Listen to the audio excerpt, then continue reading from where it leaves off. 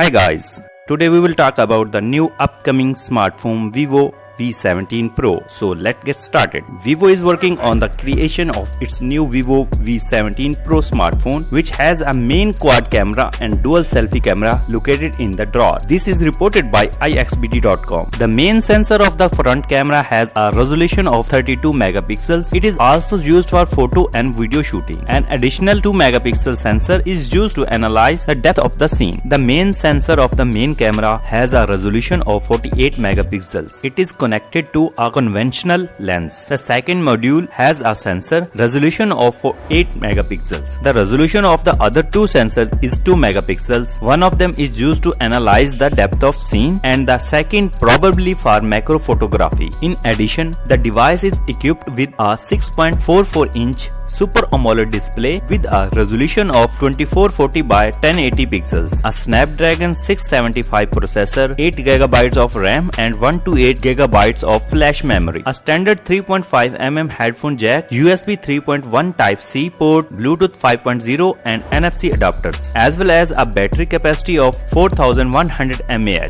The release date of new items on the European market is not yet called. If you guys enjoy it, please consider subscribing. Peace out.